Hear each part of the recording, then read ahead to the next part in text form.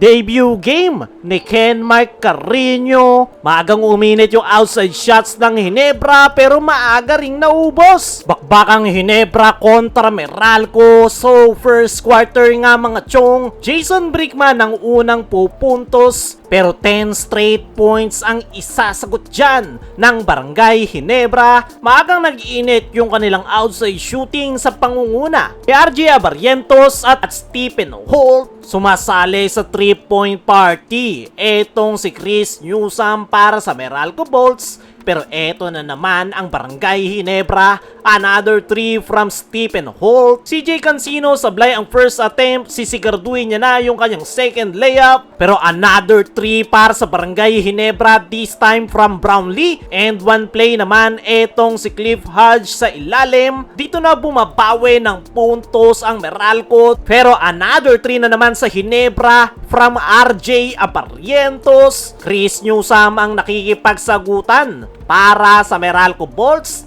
Ta-timeout muna ang Ginebra. Baba na lang sa dalawang kanilang kalamangan. After that timeout, ganda ng pagkakaposte ni Brownlee sa loob ng painted area. Pero 3-point shot ang isasagot dyan na itong si CJ Cancino. Ganda pa ng pagkakahanap ni Brickman kay Newsome sa ilalim. This time, pumapasok pa yung mga outside shots ng Barangay Ginebra. Pero palagi ngang may pansagot ang Meralco Bolts. Pagtapos ng 3-point shot na to ni RJ Abarrientos, dito na nga uminit yung opensa ng Meralco. Hindi na pumapasok yung tira ng Ginebra. Pinasok na sa wakas si Kenmark Carreño. Pero namimiesta na ang Meralco sa ilalim. Kaya naman natapos ang first quarter 27-31. 4-point lead para sa Meralco Bolts. Pagpasok ng second quarter, agad na inatake ni Bong Quinto yung depensa ng Ginebra sa ilalim.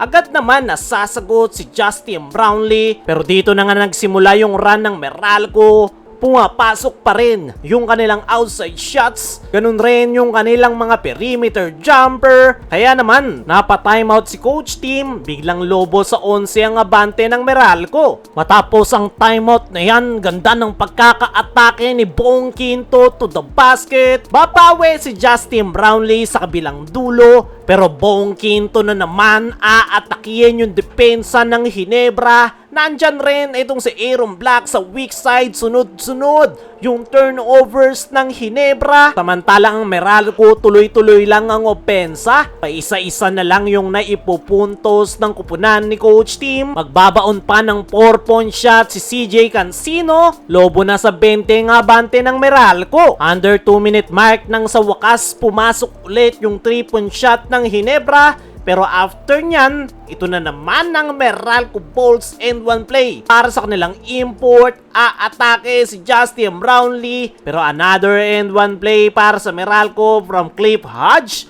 Kaya naman natapos ang first half, 40-60. 20-point lead para sa Meralco Bolts. Pagpasok ng third quarter, takeover mode etong si RJ Abarrientos para sa Barangay Ginebra. 5 straight points ang kanyang itatala. Chris Newsome ang nakikipagsagutan sa kanya sa puntos. RJ Abarrientos na naman, walang takot na inatake yung depensa ng Meralco. Ganun rin etong si Justin Brownlee, pero ka-counter run ang Meralco. 3-point shot from Jason Brickman. Nagsisimula na ring uminit etong si Marvin Jones. Turnover sa Ginebra at kino-convert yan ng Meralco sa easy points. Marvin Jones hindi na mapigilan sa ilalim. Magbabaon ng isang pang 3 etong si Scotty Thompson. Pero doble-doble yung isinasagot sa kanila ng Meralco. Paisa-isa yung naipupuntos ng Barangay Ginebra.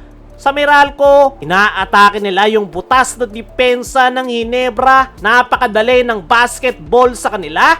Lobo sa 22 ang abante ng Meralco. After ng timeout, agad pa na nagbaon ng 3-point shot itong si Marvin Jones. Panggising naman yung ginawang dunk netong si Troy Rosario. Pero ang Meralco, hindi nawawalan ng pangsagot. Perimeter jumper from Cliff Hodge. Aatake na naman si RJ to the basket. pero 4-point shot ang panapos si Chris Banquero. Kaya natapos ang third quarter 65-90, 25-point lead para sa Meralco. Pagpasok ng fourth and final quarter, dito na mas lalong lumaga yung kalamangan ng Meralco. Tuloy-tuloy pa rin yung kanilang opensa, mainit pa rin yung kanilang outside shots. Dinadaanan na lang nila yung depensa ng Ginebra, kaya naman Meralco na ang kukuha ng panalo.